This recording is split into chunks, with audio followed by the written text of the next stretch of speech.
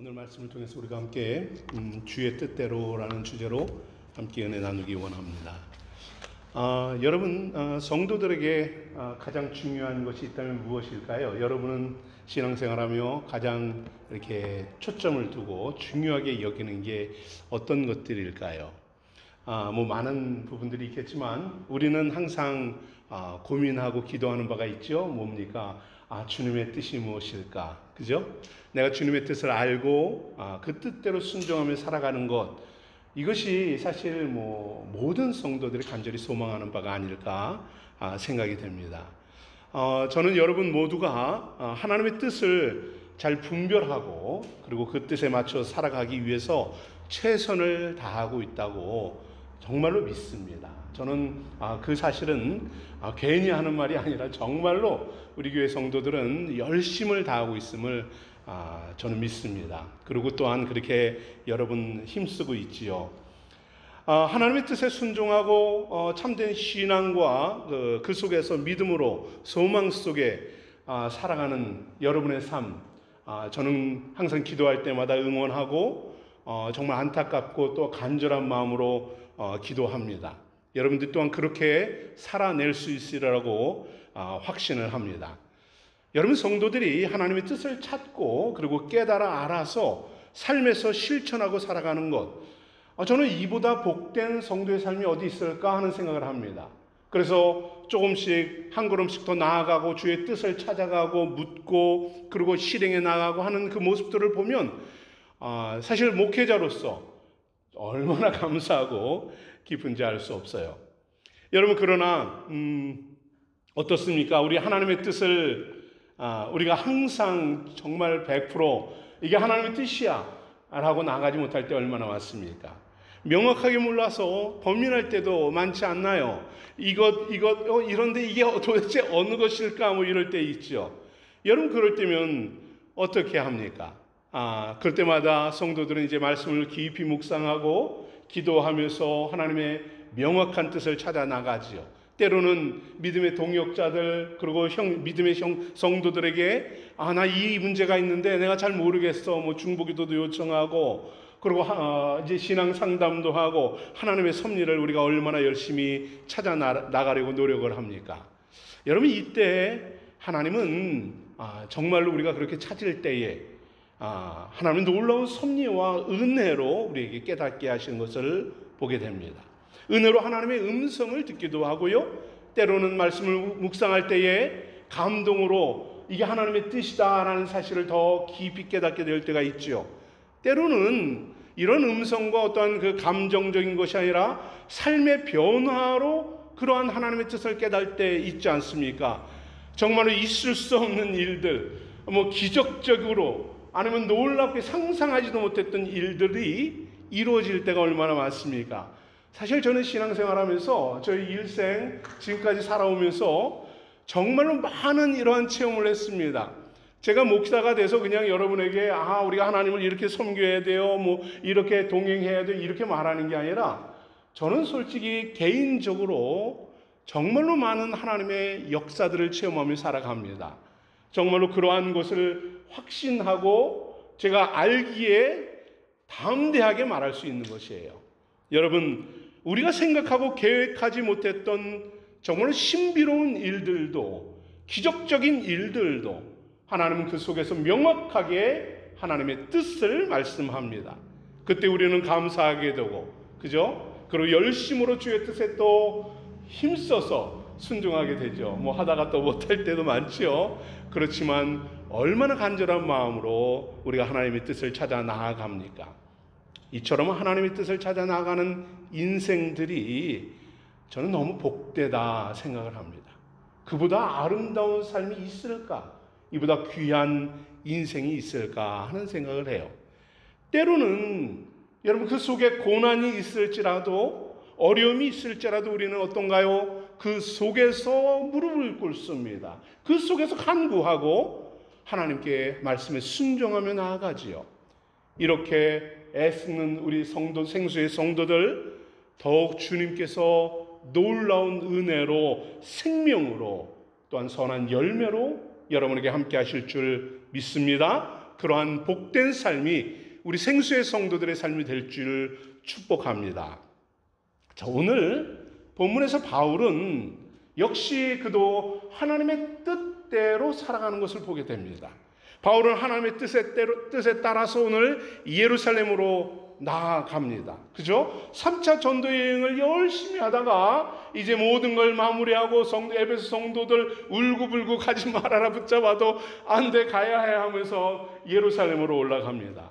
그런데 역시 이번 예루살렘으로 가는 길에도 반대자들이 있습니다. 반대에 부딪히죠.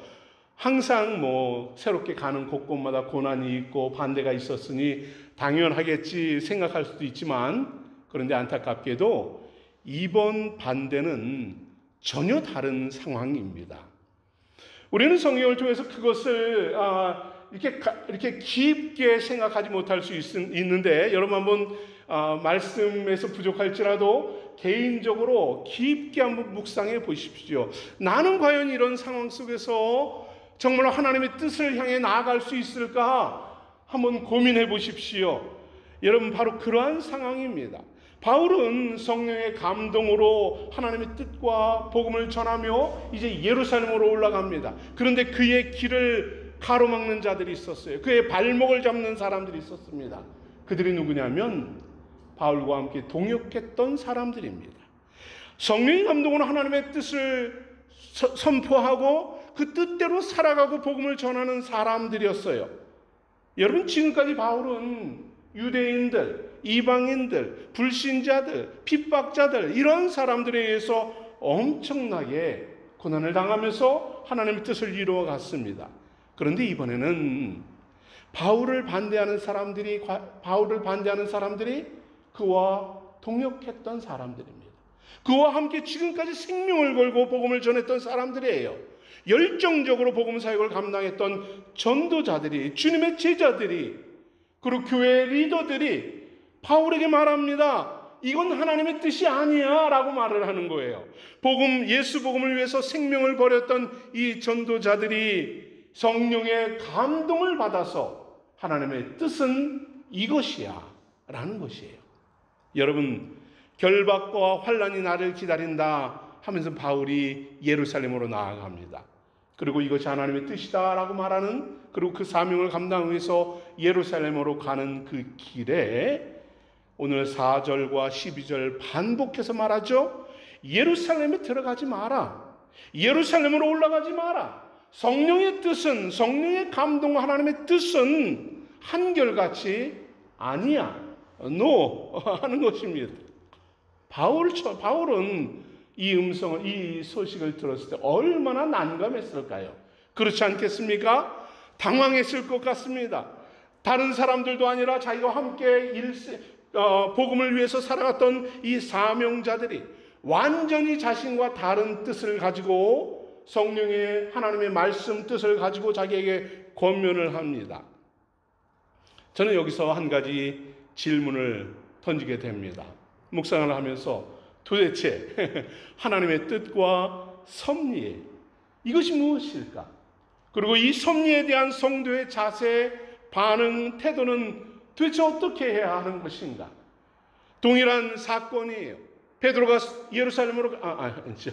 바울이 예루살렘으로 올라가는 길입니다. 동일한 일에 대해서 어떻게 하나님의 뜻은 완전히 극과 극으로 나뉘어질 수 있을까? 어떻게 이 상황 속에서 우리는 하나님의 뜻을 분별하고 정말로 그 뜻대로 감당할 수 있을까? 여러분, 그렇지 않습니까? 여러분이라면 어떻게 하겠습니까? 여러분, 간혹 하나님의 뜻은 서로 다르게 이해될 때가 있습니다.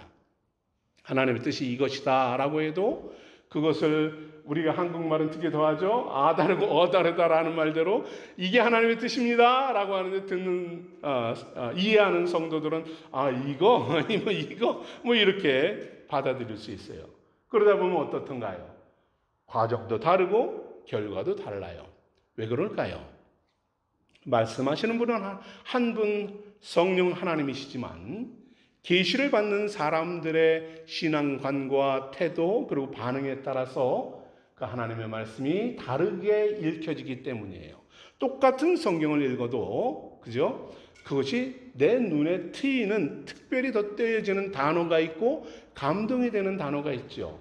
거기에 우리는 더 깊은 은혜가 있고, 그리고 그 말씀에 순종합니다. 마치 오늘 바울과 제자들이 깨달은 하나님의 뜻이 바로 이와 같은 것입니다. 서로 다른 의미로 해석하고 그것을 서로 다르게 적용하여서 바울이 예루살렘으로 올라가는 길에 반대편에서 그를 거부했던 것이죠. 결국 이렇게 될 때에는 의도하지 않지만 어느 한편은 하나님의 뜻이 아니라 그것을 부정하고 거부하게 되는 결과를 가져오게 됩니다. 여러분, 그 원인이 무엇일까요? 이렇게 우리가 하나님의 뜻, 동일한 말씀 속에서 서로 다른 생각을 하게 되는 원인이 무엇일까요? 성경에는 많은 그 원인들을 지적합니다. 먼저 우리는 그 원인을 인간의 타락한 본성에서 찾을 수 있습니다. 타락한 가치관, 우리의 잘못된 생각 때문에 하나님의 뜻을 가로막을 때가 얼마나 많은가 생각되어집니다. 대체로 사람들은 어떻습니까? 자신의 주관적으로 생각을 합니다. 자의적으로 하나님의 뜻을 해석하고 거부하는 경우가 얼마나 많은가요? 그 대표적인 인물이 누군가요? 저는 모세를 이야기하고 싶습니다. 샘플이죠. 모세가 어때요? 하나님이 모세를 부르실 때 떨기나무에 불로 임하신 하나님을 만납니다. 하나님께서 모세에게 자, 이스라엘 백성들을 출애굽시켜라 사명을 주십니다. 그런데 모세는 자신의 상황과 형편을 변명하며 내가 누구간데 바로에게 가겠습니까? 이스라엘 자손은 애굽에서 내가 어떻게 인도하겠습니까? 거부합니다. 모세는 자신의 판단과 생각대로 하나님의 명령을 거부합니다. 말 그대로 나는 적합한 인물이 아닙니다. 이렇게 부정하는 것이죠. 여러분, 우리도 얼마나 많은 경우에 스스로를 부정하고 나는 할 수 없습니다 라고 핑계를 댑니까? 여러분, 우리는 얼마나 많이 나는 아니에요. 나는 그 사명이 없습니다. 내가 할 수 있는 게 아닙니다. 나는 적합한 인물이 아니에요 라고 말할 때 얼마나 많습니까? 여러분은 그렇지 않은가 보죠? 저는 그럴 때가 많다 보니까 이건 내 일이 아닌데 이럴 때 참 많습니다. 별로 재미가 없나 봅니다. 교사들과 이 얘기를 했더니 서로 깔깔대 바로 나야 나 이러던데 우리는 분위기가 조금 다른 것 같습니다. 우리는 다 내일입니다. 아멘 하면서 순종하기 때문에 그렇겠죠. 이 교사들 좀 훈련을 좀 단단히 시켜야 될 것 같습니다. 그렇죠. 여러분, 우리는 얼마나 많이 나는 아닌데 내일이 아닌데 이렇게 할 때가 얼마나 많습니까? 모세도 똑같이 그랬어요. 무기력하게 40년을 살아온 모세, 하나님 너 이거 네 사명이야 라고 했더니 그 일 내일 아닌데요, 난 할 수 없는데요, 이렇게 말을 하는 겁니다. 그리고 핑계만 열심히 댑니다. 여러분, 모세가 얼마나 양심적이에요. 솔직히 모세는 무능력했습니다. 솔직히 모세는 여러분 이 늙은 무기력한 목동에 불과했어요. 그러나 여러분 한번 보십시오. 모세의 양심과 무기력한 그 가치관, 그것이 결국 무엇을 가져왔나요? 하나님의 말씀에 불순종하는 것, 하나님의 말씀을 거부하는 그 결과를 가져왔던 것입니다. 여러분, 우리의 연약함과 무능력한 삶이 과연 하나님의 뜻을 거부할 수 있는 이유가 될까요? 그렇지 않다고 봅니다. 하나님은 우리보다 우리를 너무도 잘 아십니다. 우리의 무능력함, 본성, 죄성, 무능력, 무기력함, 할 수 없는 능력도 다 아세요. 하지만 하나님이 원하시는 것은 무엇입니까? 나 아닌데요가 아니죠. 필요 없습니다라는 것이 아닙니다. 나는 할 수 없습니다라는 것이 아니라 믿음으로 순종하기를 하나님은 기다리신다는 것입니다. 나의 생각과 가치관으로 말씀을 거부하고 불순종하는 것이 아니라 그 자리에서 아멘 하고 신발을 벗는 것 아니겠습니까? 그 앞에서 나는 할 수 없습니다, 그러기에 무릎 꿇습니다 라는 이 모습을 주님이 기다리시는 것 아닐까요? 하나님께서 창조자이시고 능력의 주님께서 힘을 주겠다, 동행하겠다, 은혜 주겠다. 그러니 그 앞에 뜻에 순종하며 나아가는 것, 감당하는 것, 짊어지는 것, 이것을 주님께서 원하는 것 아닐까요? 바로 이와 같은 성도를 주님은 찾으시는 것입니다. 또한 많은 경우 우리는 하나님의 뜻에 부정하게 됩니다. 무엇 때문인가요? 우리의 판단과 그리고 우리의 어리석은 말이지요. 그렇지 않습니까? 오늘 바울 일행은 두루에서 제자들과 만나서 일주일을 머물며 교제를 나눕니다.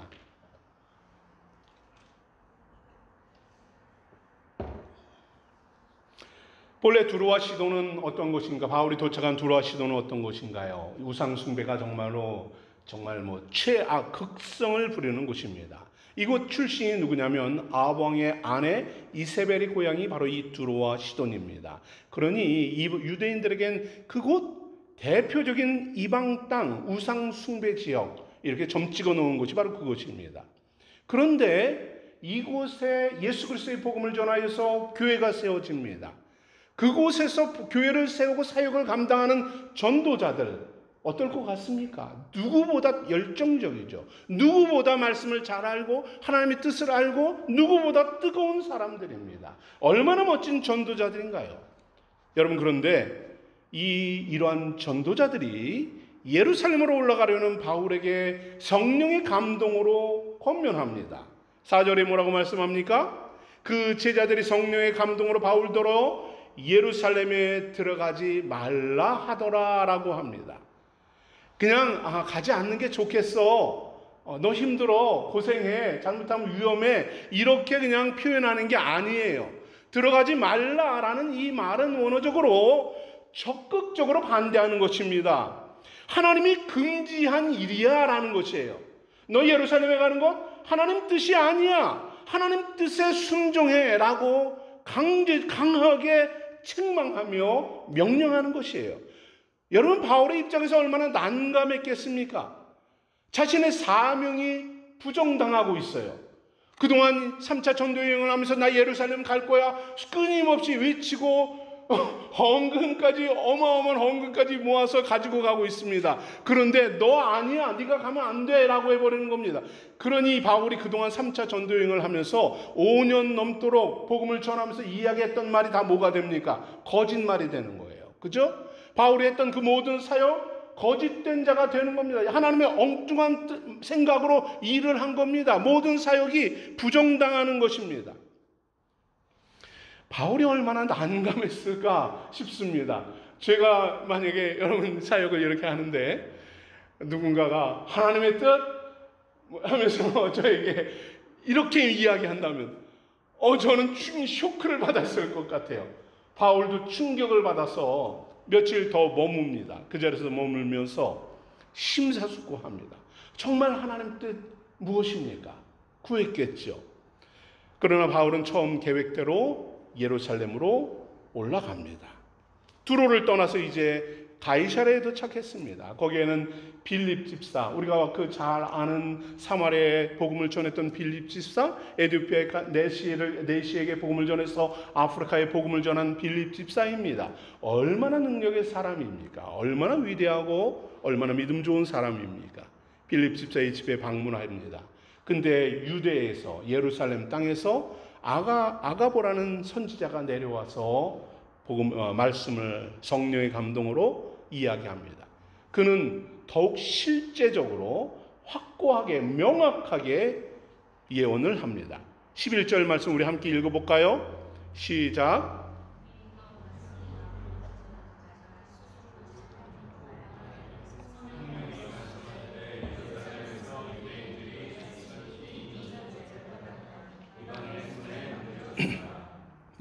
바울이 겪게 될 고난과 죽음의 위협이 여러분 실제적으로 증거되는 것입니다.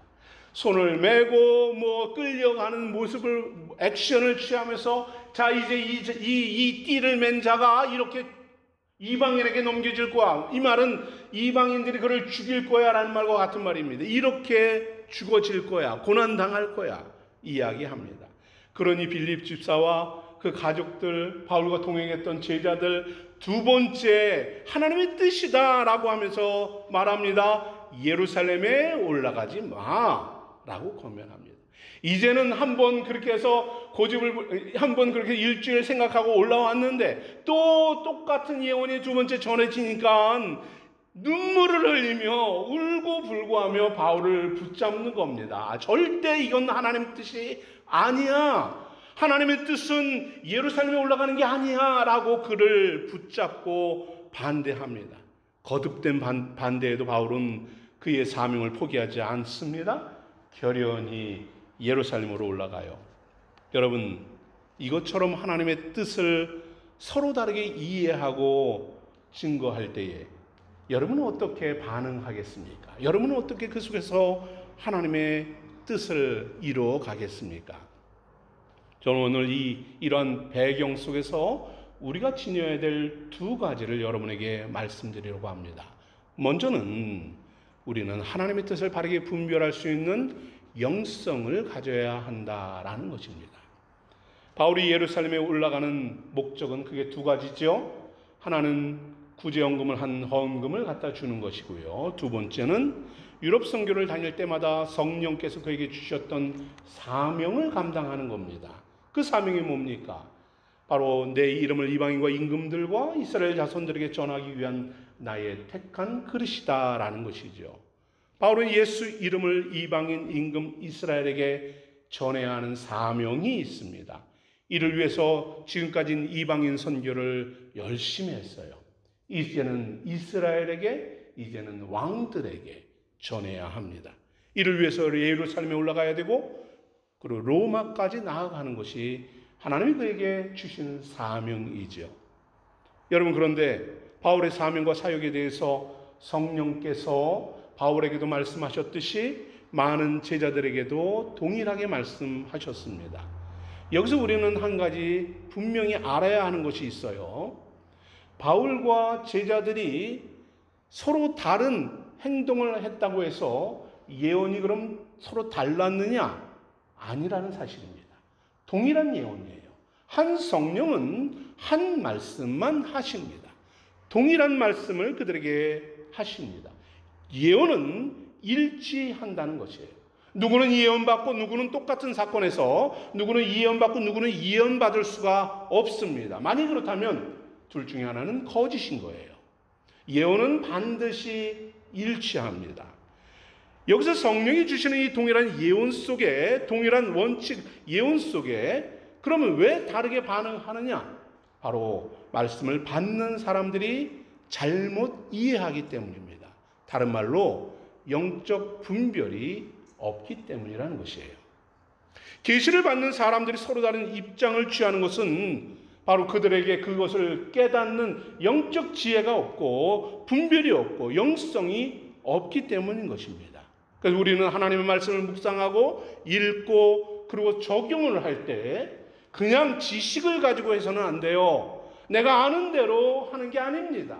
내가 생각해서 이건 이렇게 하는 게 지혜롭지 좋지 이렇게 하는 게 아닙니다. 하나님의 음성을 들어야죠. 성령의 뜻을 깨닫는 것입니다. 하나님의 말씀을 알고 거기에 결단하는 것입니다. 오늘 두 곳의 전도자들이 바울과 동일한 계시를 받습니다. 그 계시는 뭐예요?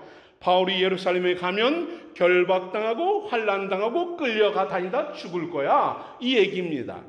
그런데 바울과 제자들은 서로 다르게 계시를 해석하지요. 분별하고 적용합니다. 먼저 교회와 제자들은 어떻게 하나님의 뜻을 이해했나요? 그들은 그냥 눈에 보여지는 대로 이해합니다. 전형적인 인본주의적인 모습이죠. 죽음의 현장인 예루살렘에 올라가는 것, 그 계획은 하나님의 뜻이 아니다 이야기합니다. 왜냐하면 고통당하고 죽을 것이니까 그렇습니다. 그러니 취소해라, 변경해라 설득을 하죠. 당시 제자들의 생각에 이 바울을 가로막는 것은 그것이 하나님의 뜻이었어요. 왜냐하면 바울은 3차 전도 여행을 하면서 얼마나 위대한 사역을 합니까? 바울의 능력이라면 더 많은 곳에 더 많은 교회를 세우고 더 놀라운 일들을 감당할 수 있을 것이다 생각하지 않았겠습니까? 더 많은 곳에 전도하여서 수많은 영혼들이 정말 이 로마도 뒤엎을 정도의 능력의 역사가 일어날 것이다 라고 믿지 않았겠습니까? 그런데 굳이 고난을 받을 이유가 뭡니까? 굳이 죽음으로 나아갈 이유가 뭐겠습니까? 조금 더 편안하게, 조금 더 효율적으로 능력을 하고 사역을 전하다가 하나님께 영광 돌리는 것, 이게 하나님의 뜻이 아니겠느냐? 왜 그들은 충분히 그렇게 생각할 수 있지 않겠습니까? 그런 마음으로 바울을 만류합니다. 막아섭니다. 예루살렘으로 올라가는 바울을 그 바울의 고집스러움을 책망합니다. 바울에게 아마도 그렇게 말하지 않았을까 싶어요. 어리석다, 네 아집이다, 네 고집이다, 책망하고 그의 눈물로 그를 호소했겠죠. 마음을 바꾸라 권면했을 것입니다. 여러분, 그러나 성령의 뜻에 따라 하나님의 뜻에 대해서 바울은 다른 영성으로 그것을 분별합니다. 깨닫습니다. 바울은 말합니다. 나는 주 예수의 이름을 위하여 결박당할 뿐만 아니라 예루살렘에서 죽을 것도 각오했어 라고 이야기합니다. 바울은 오로지 한 가지를 위해 살아갑니다. 예수 그리스도 이름만 나타나면 돼라는 것이죠. 예수님만 보이면 돼라는 것입니다. 나의 의지, 나의 능력, 나의 뜻, 그게 아니라 예수님만, 예수의 이름만 그곳에 떨어지면 돼. 그게 내가 할 일이야 라는 것이죠. 심지어 생명까지도 예루살렘을 향한 하나님의 뜻만이 증거되면 내 생명도 나는 맡길 수 있어 라는 것입니다. 이 길이 내가 성령께서는 그에게 말합니다. 이 길이 내가 축복받을 길이 아니다 합니다. 네가 건강 얻고 평안을 누리는 길이 아니다. 성령은 그렇게 말씀합니다. 내가 고난받을 것이고 내가 죽음을 당할 것이고 내가 핍박당할 것이고 아픔을 당할 것이고 그곳에서 위로받지 못할 것이고 외로울 것이고 모함당할 것이고 저주받을 것이고 조롱받을 것이다. 그러나 바울은 그 길을 가는 것입니다. 왜요? 그것이 예수 이름을 전하는 것이기 때문입니다. 그것이 예수 하나님의 뜻이기 때문이죠. 여러분, 정말로 믿음의 성도들을 향한 하나님의 뜻은 무엇일까요? 그것은 바로 십자가를 지는 삶입니다. 주님께서 가신 그 고난의 길을 따라 걷는 것이 모든 성도들의 삶인 것입니다. 여러분, 하물며 하나님께서 우리를 위해서 당신의 독생자를 희생할 정도로 그것이 하나님의 뜻이었습니다. 인생들을 구원하고 영혼을 살리기 위한 당신의 생명을 버리시기까지 하나님은 그 뜻을 이루어 가셨습니다. 그런데 어찌 우리는 나의 편안한 길이, 내가 가는 길이, 내가 안정된 길이 이것이 하나님의 뜻이다라고 생각할 수 있겠습니까? 십자가는 내 길이 아닙니다. 고난당하는 건 내 길이 아닙니다. 하나님의 뜻은 내가 복받는 길입니다라고 생각하며 살아가는 것이 어찌 정당하다라고 말할 수 있겠습니까?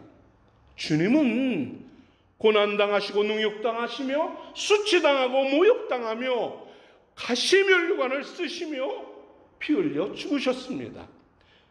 여러분, 이 진리를 아는 바울은 마음으로 온 몸으로 그것을 살아내는 것입니다. 어찌 나는 편안할 수 있겠느냐 생각하는 것이죠. 주님의 가시면류관을 쓰신 그 길을 바울도 갈 수밖에 없는 것 아니겠습니까? 바울은 주님, 저는 은혜의 복음을 전하다가 죽어도 좋습니다 라고 그 길을 가는 것입니다. 그 각오가 바로 바울의 결단이고 믿음인 것이죠. 사랑하는 성도 여러분, 바울은 담대히 선포합니다. 고린도서 1장 24절 말씀 우리 함께 한번 읽어보죠. 시작.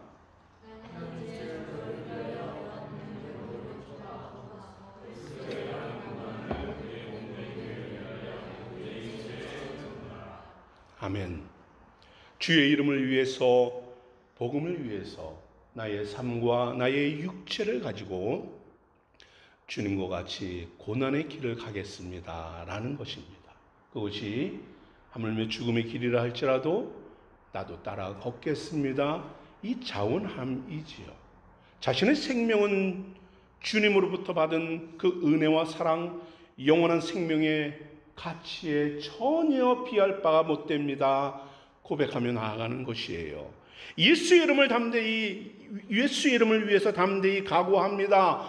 고난받을 결단, 결박당할 각오, 생명 버릴 각오를 하며 하나님의 뜻에 순종하는 것이에요. 하나님의 뜻을 여러분은 어떻게 분별하며 살아갑니까?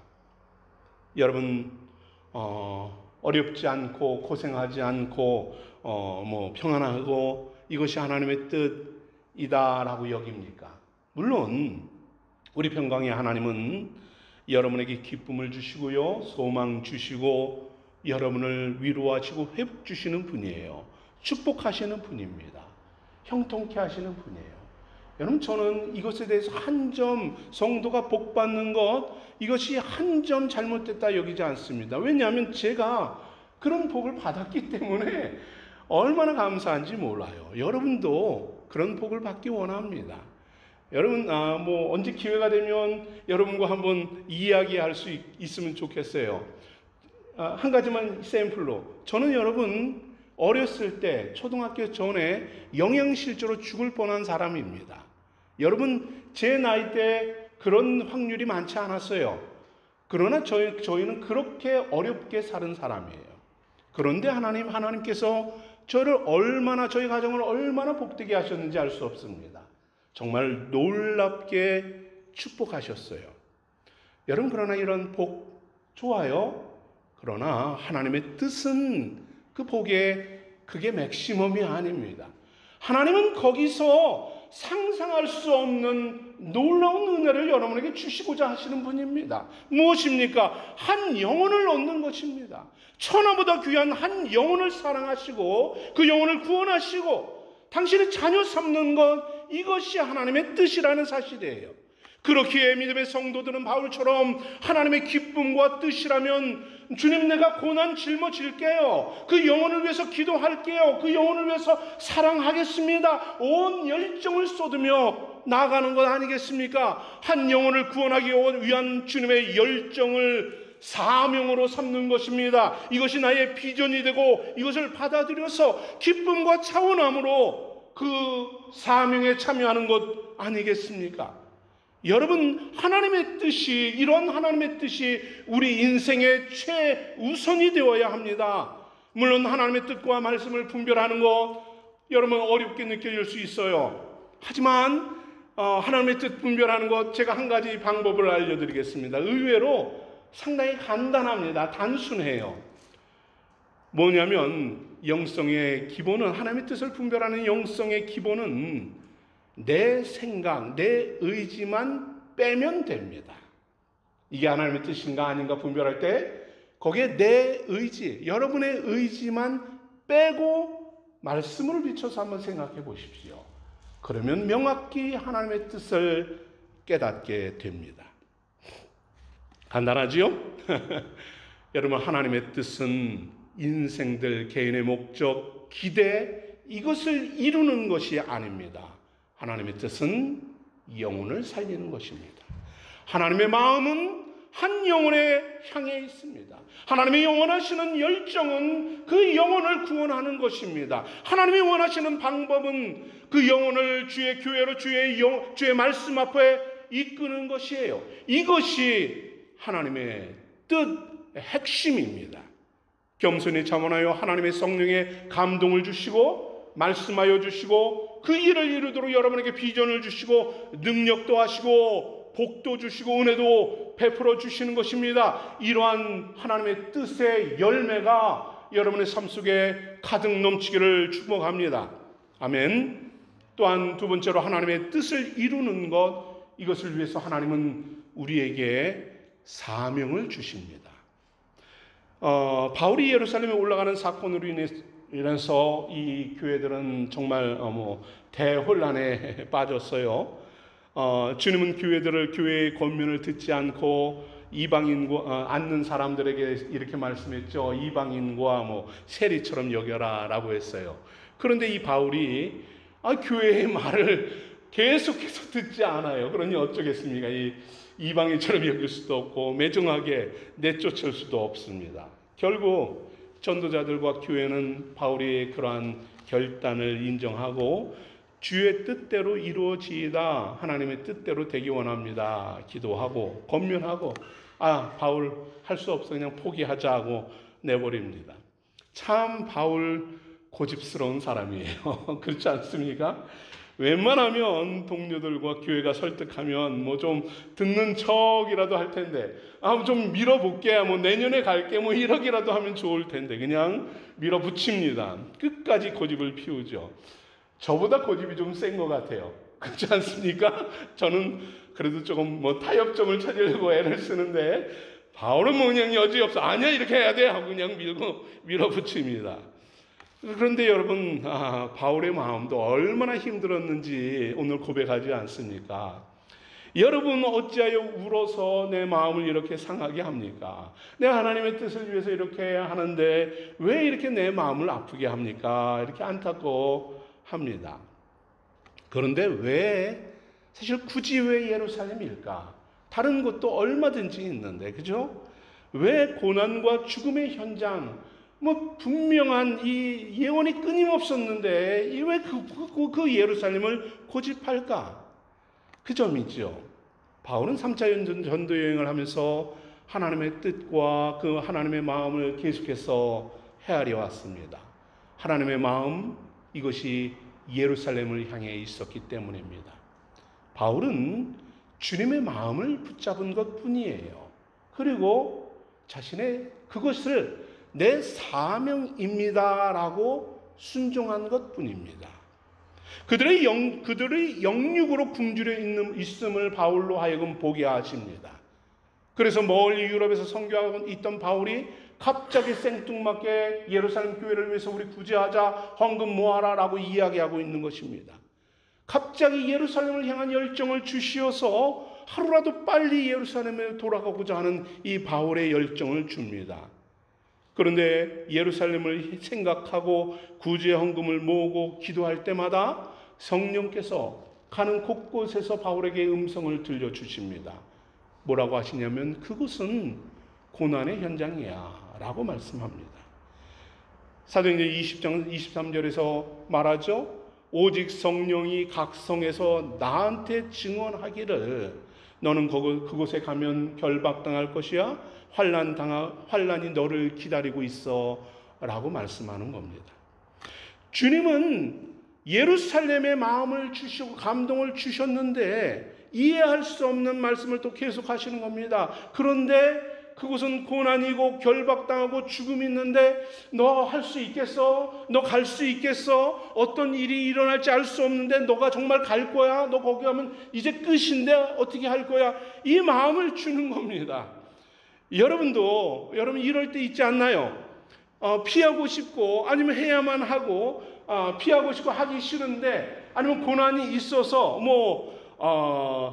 계속해서 마음이 쓰이고 이걸 어떻게 해야 되나 고민이 되고 이걸 하면 분명히 어려움이 있는 걸 아는데 여러분 그것을 털어내지 못하고 마음이 쓰이고 고민될 때 있지 않습니까? 여러분 신의 영적으로는 한 사람의 영혼을 마음에 품고 기도할 때 그렇죠. 1년, 2년, 10년, 20년 기도해도 도와줄 힘이 없는데 이거 해마라 이런. 근데 안 할 수 없고 해야만 하는 이럴 때. 또 사역과 비전도 마찬가지예요. 교회에서 목사님이 자꾸 이거 얘기하는데 이거 할 수도 없고 안 할 수도 있고 없고 이럴 때 여러분 있지 않습니까? 복음 사역을 위해서도 주님이 주신 마음인데 할 수도 없고 안 할 수도 없고. 사실 저도 그런 게 하나 있어요. 저에게도 선교센터가 딱 그런 마음입니다. 오늘 말씀을 준비하면서 선교센터인데 하는 그런 마음을 주십니다. 오랜 시간 저는 그것을 위해서 기도했습니다. 그리고 그것을 이룰 때까지 정말 기적적으로 그것을 이루게 하셨어요. 그리고 지금까지 감동으로 이끌어 주셨습니다. 그런데 문제는 저에게 있습니다. 이걸 이룰 수 있는 능력도 없고 그 문제를 해결할 수 있는 방법도 없고 그러니 어쩔까? 이게 이겁니다. 놓을 수도 없고 안 할 수도 없고. 이전에 이야기했죠. 하나님 저 이제 그만할게 했더니 그냥 바로 즉시 또 응답하셔서 그것을 이 도대체 어떻게 하라는 겁니까? 이런. 그래서 저도 동일합니다. 그냥 사명만 붙들고 맡기고 기도할 뿐이에요. 오늘 바울에게 있어서 예루살렘이 바로 딱 그러한 곳이었던 것이에요. 예루살렘을 향한 마음을, 하나님의 마음을 너무도 잘 압니다. 주셨습니다. 그 영혼들을 돌아봅니다. 복음이 시작된 곳이고, 그런데 이제는 죽음의 현장이고 파멸의 현장이 되었습니다. 어느 전도자들도 그곳에 가려고 하지 않습니다. 두렵습니다. 기피의 현장이 되었어요. 누가 이곳에 가서 복음을 전할까? 누가 이 사명을 감당할까? 하나님의 성전에서 은혜의 복음을 전할 자 누구인가? 주님은 아마 바울뿐만 아니라 많은 전도자들에게 이 마음을 주시지 않았을까요? 그러나 그것은 결박이고 고통이라는 마음을 주셨을 것입니다. 아무도 여기에 순종할 수 없을 때에, 아무도 그 마음을 품지 못할 때에, 그 사명과 비전으로 자기 것으로 삼지 못할 때에 바울이 그것을 움켜쥐는 것이죠. 하나님, 내가 사명으로 지겠습니다. 내가 이것이 하나님 나에게 주신 비전으로 삼겠습니다. 내가 이것을 붙들겠습니다. 이 마음을 가지고 나아가는 것입니다. 하나님의 마음은 많은 사람들에게 이 마음을 주셨어요. 그렇지만 누가 그것을 짊어질 것인가? 누가 이것에 순종할 것인가? 누가 하나님의 마음을 품고 하나님의 열정을 가지고 나아갈 것인가? 입니다. 여러분이, 우리가 원하고 내가 기대하고 나를 기쁘게 할 것만이 사명이 아니라는 것입니다. 사명은요, 무엇인가요? 물론 하나님이 요거노 해 이럴 수도 있지만 하나님의 사명은 하나님의 마음입니다. 하나님의 뜻이 사명인 거예요. 하나님, 그것이 내 열정이 되게 하소서, 내 사명이 되길 원합니다. 하나님의 열정이 향한 곳, 하나님의 사랑이 있는 그곳에 내가 참여하겠습니다. 나의 사명으로 붙들고 비전으로 삼고 나아가는 것입니다. 이것이 바로 주님께서 우리에게 주시는 사명인 것입니다. 바울은 예루살렘을 향한 하나님의 마음을 품고 자기의 사명으로 받아들입니다. 그곳엔 적대적인 세력들이 득실거려요. 예수 복음을 제대로 전할 수도 없을 것입니다. 교회는 굶주림에 허덕이고 자신이 간다고 한들 예루살렘 교회가 바울을 기뻐하고 그와 함께 동역을 하고 응원하고 그를 도와서 복음을 전하게 할 것 만무합니다. 수많은 사람들이 바울이 전하는 이 예수 복음, 율법을 오해하고 바울을 외면하고 적대시 여길 것이 분명합니다. 그러나 바울은 예수님의 마음, 하나님의 마음을 사명으로 품고 예수 이름을 대적하고 복음을 거부하는 그들에게 나아갑니다. 강팍한 영혼들을 향하여서 자신의 사명으로 붙들고 나아가는 것이에요. 주님께서 고난으로 순종하셨듯이 바울도 묵묵히 주님을 따라 그 고난의 길을 걸어가는 것입니다. 바울은 고백합니다. 주 예수께 받은 사명, 곧 하나님의 은혜의 복음을 증거하는 일을 마치려 하면은 자기의 생명 조금도 귀히 여기지 않겠다 하십니다. 사명을 감당하기 위해서 필요한 모든 것을 쏟아붓겠다는 것이지요. 물질이 필요하면 물질을 쏟아붓고, 시간이 필요하면 시간을 드리고, 나의 생명이 필요하면 생명도 조금도 아까워하지 않고 드리겠습니다 라는 결단인 것입니다. 여러분, 왜 바울이라고 예루살렘에 올라가서 이 사명을 감당하는 것이 쉬웠겠습니까? 고통이 있고 죽음이 있는 죽음이 기다리는 그곳입니다. 그러나 다메섹 도상에서 주님을 만난 바울은 자신의 모든 것을 주님께 드렸습니다. 주님이 원하시는 것이라면, 주님의 뜻이 있다면, 주님의 마음이 향한 곳이라면 자신의 모든 것 내어 드리는 것이지요. 주께서 바울을 부르신 사명대로 나아가는 것입니다. 지금까지는 이방인에게 복음을 전했다면 이제는 예루살렘, 이제는 임금들과 그리고 로마로 복음을 들고 나아가는 것입니다. 이것이 바울의 일생이며 이것이 저와 여러분이 감당해야 하는 사명인 것입니다. 사랑하는 성도 여러분, 우리는 매일같이 하나님의 말씀을 묵상하고 하나님의 뜻을 찾아갑니다. 그렇죠? 때로는 이해하는 것이 다를 수 있어요. 때로는 뭐 말씀을 전해도 왜 저렇게 말해? 이게 하나님 뜻 이건데 뭐 이렇게 서로 다르게 해석하고 적용할 수 있습니다. 네, 다 좋아요. 괜찮습니다. 어떻게 여러분이 저와 똑같이 생각할 수 있겠습니까? 전 다 좋습니다. 그러나 분명한 것, 잊지 말아야 할 것 한 가지가 있습니다. 주님의 뜻은 무엇인가요? 여러분이 사명을 회복하는 것이에요. 여러분, 저는 맨날 사명 얘기하는데 사명은 저와 같은 목사만 받는 게 아닙니다. 사명은 모든 성도들에게 하나님이 주시는 것이에요.